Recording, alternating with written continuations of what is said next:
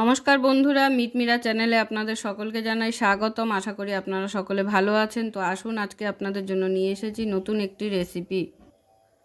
তো চলে এসেছি আজকে আরও একটি নতুন রেসিপি নিয়ে, পিঠের রেসিপি, বউ সুন্দরী পাটিসাপটা পিঠার রেসিপি। তো চলুন শুরু করছি রেসিপিটা। প্রথমে এরকম একটি বল নিয়ে নিয়েছি, তার মধ্যে নিয়ে নেব চালের গুঁড়ো।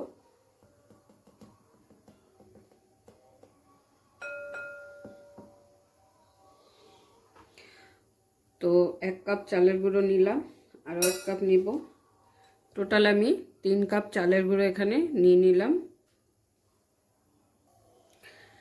3 কাপ চালের গুঁড়ো নিয়েছি, তার জন্য নিয়ে নিচ্ছি ময়দা 1-1.5 কাপের মতো। যতটা চালের গুঁড়ো নেবেন তার হাফ ময়দা দিতে হবে। তো দিয়ে দিলাম 1.5 কাপ ময়দা। দিয়ে দিচ্ছি 1 কাপ চিনি গুঁড়ো। দিয়ে দিচ্ছি হাফ কাপ মতো গুঁড়ো দুধ। গুঁড়ো দুধটা দিলে কি হবে, পিঠের স্বাদটা একদম অন্যরকম আসবে।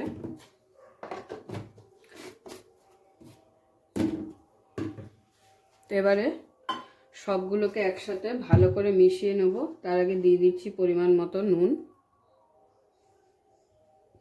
এবারে একটি ব্যাটার তৈরি করে নেব। তো তার জন্য আমি এখানে একটু উষ্ণ গরম জল করে নিয়েছি। জলটাকে অল্প অল্প দেব আর মেশাবো।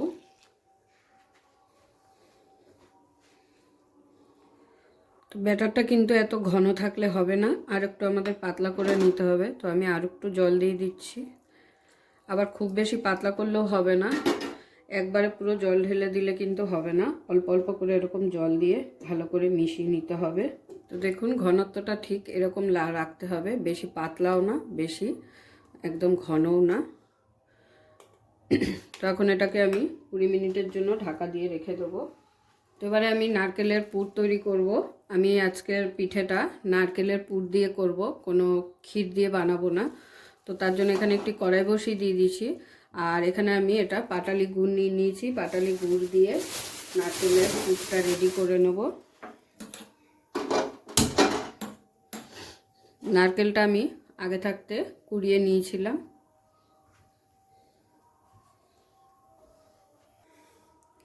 কড়াইতে দিয়ে দিচ্ছি অল্প জল।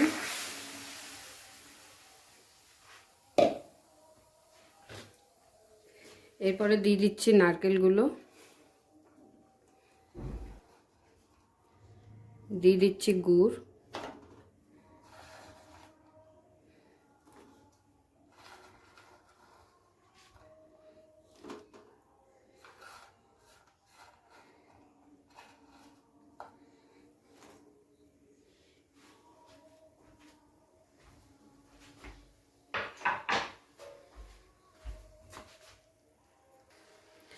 আমি এখানে 2টো পাটালি গুড়ের চাক ভেঙে নিয়েছি। এবারে একটি পুর তৈরি করে নেব নারকেলের। দিয়ে দিচ্ছি সামান্য পরিমাণ নুন। নুন না দিলে মিষ্টির স্বাদ আসে না। গ্যাসের ফ্লেমটাকে আস্তে করে একটু ঢাকা দিয়ে দিচ্ছি, গুড়গুলো যাতে গলে যায় তাড়াতাড়ি। তো ঢাকাটা খুলে দেখে নিচ্ছি, গুড়টা গলে এসেছে।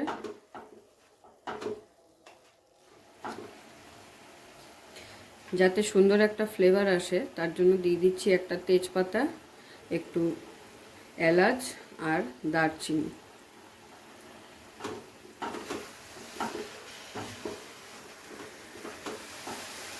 পুরটার মধ্যে দিয়ে দিচ্ছি একটু গুঁড়ো দুধ। গুঁড়ো দুধটা দিলে পুরটা খুব সুন্দর আঠালো ভাব হয় আর খেতেও স্বাদ হয়। তো গুঁড়ো দুধটা আপনারা চাইলে স্কিপও করতে পারেন। তো আমি এখানে গুঁড়ো দুধটা দিলাম। তো ভালো করে নারকেলটাকে পাক করে নেওয়া হয়ে গেছে আমার।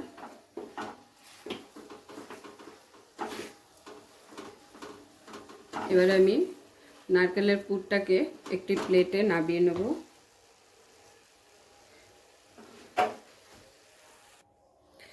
তাহলে আমার নারকেলের পুর রেডি করে নেওয়া হয়ে গেল।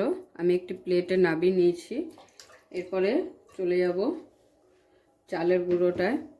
চালের গুঁড়োটা প্রায় 8 ঘন্টা হয়ে গেছে, 20 মিনিটের বদলে। তো দেখুন চালের গুঁড়োটা এরকম একটা ব্যাটার তৈরি করে যদি আধ ঘন্টা বা 1 ঘন্টা এরকম রেখে দিতে পারেন তাহলে খুবই ভালো হয়। দেখুন যখন গুলিয়েছিলাম আর একটু পাতলা ছিল, এখন কিন্তু আর একটু ঘন হয়ে গেছে চালটা ফুলে গিয়ে। তো ওই কারণেই রেখে দিলে ভালো হয়। আর যদি এর মধ্যে সুজি দেন তাহলে তো অবশ্যই রেখে দিতে হবে, যেহেতু সুজিটা ব্যাটার তৈরি করার পরেও অনেকটা ফুলে ওঠে। তো সেই কারণে সুজিটাকেও অনেকটা সময় ধরে একটু ব্যাটার তৈরি করার পরেও রেখে দিতে হবে। তো এবারে আমি এটাকে একটা কালারিং ব্যাটার তৈরি করব। তো কিছুটা ব্যাটার আমি একটা ছোট বাটিতে আলাদা তুলে নিয়েছি। এটাকে আমি এখন কালার শেপ দেব।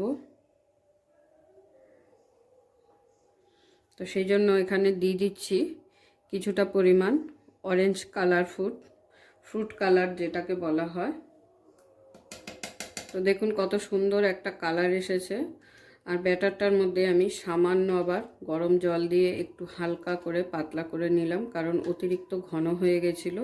অত ঘন দিয়ে করলে পিঠাটা উঠতে চাইবে না। তো সেই কারণে হালকা আবার উষ্ণ গরম জল দিয়ে দিচ্ছি।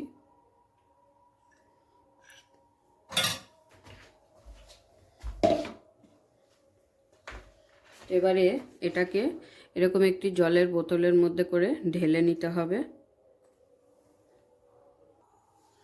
তো দেখুন এরকম বোতলে আমি ঢেলে নিয়েছি। আর বোতলের যে ঢাকনাটা আছে সেই ঢাকনার মাথায় একটি ছিদ্র করে নিয়েছি সুন্দর করে।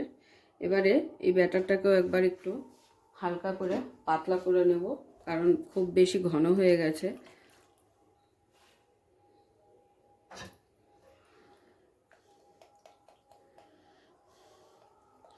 আর জল কিন্তু ঠান্ডা দেবেন না, গরম জল দিয়েই করতে হবে, না হলে পিঠে শক্ত হয়ে যায় ওই কারণেই।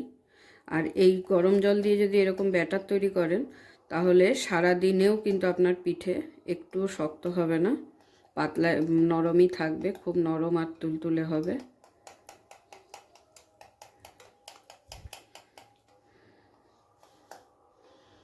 তো সমস্ত কিছু আমার রেডি করে নেওয়া হয়ে গেছে। এবারে আমি চলে যাব পিঠে ভাজতে। তো দেখুন ব্যাটারটাকে আমি হালকা করে পাতলা করে নিলাম, খুব বেশি পাতলা কিন্তু করিনি, সামান্যই জল দিয়েছি।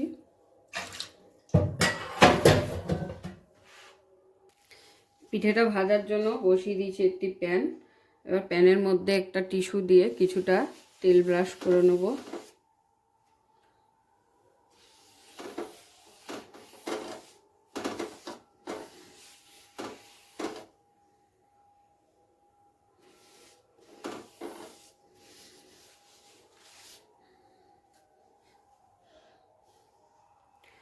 কড়াইটা কিন্তু হালকা গরম হয়ে গেছে।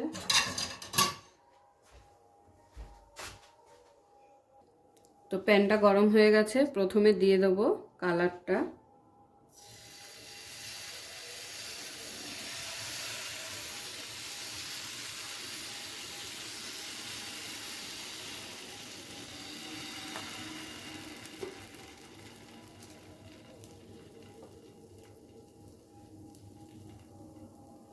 এর ওপর দিয়ে দেবো চালের ব্যাটারটা।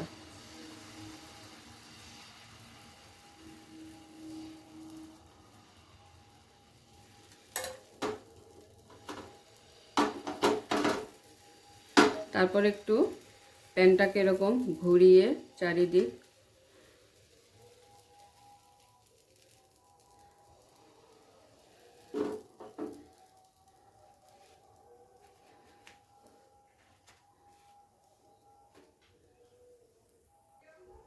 এবারে যখন দেখবেন এরকম ছিদ্র ছিদ্র হয়ে এসেছে তখন দিতে হবে নারকেলের পুরটা দিয়ে একটু এরকম লম্বা করে শেপ দিয়ে নিতে হবে।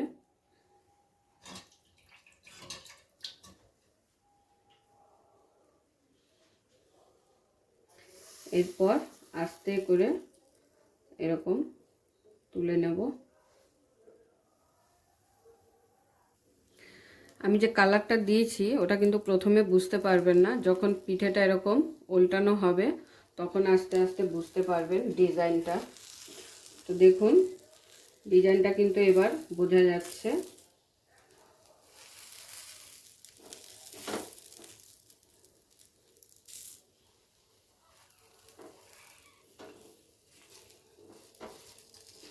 দেখে আশা করি বুঝতেই পারছেন দেখতে কতটা সুন্দর হয়েছে, আর খেতেও কিন্তু অসাধারণ হবে, খুবই লোভনীয় হবে পিঠেটা। পরের পিঠেগুলো একইভাবে ভেজে নেব।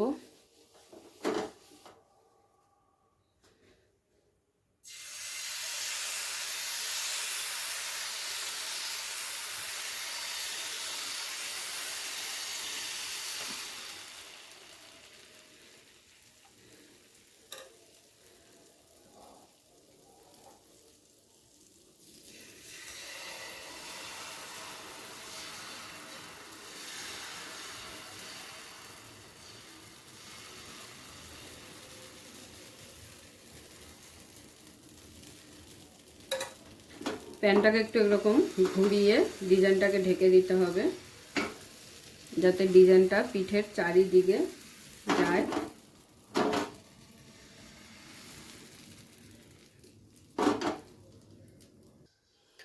তো একইভাবে পরের পিঠেটাও আমার ভেজে নেওয়া হয়ে গেল। এইভাবে আমি সবগুলো পিঠে ভেজে নেব।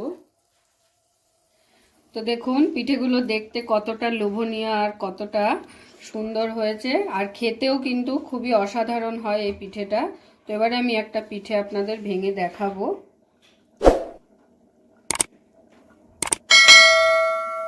দেখুন কত সুন্দর লাগছে, আর খুবই কিন্তু নরমও হয়েছে পিঠেটা। তো এইভাবে চট করে বানিয়ে ফেলুন বউ সুন্দরী পাটিসাপটা পিঠে। যারা যারা এখনো পর্যন্ত খাননি তারা অবশ্যই এই শীতে বানিয়ে ফেলুন। আর আজকের ভিডিও আমার কেমন লাগলো অবশ্যই কমেন্টে জানাবেন। আপনাদের কমেন্টের আশায় আমি থাকি। আপনারা যদি কমেন্ট করেন তো আমার খুবই ভালো লাগে।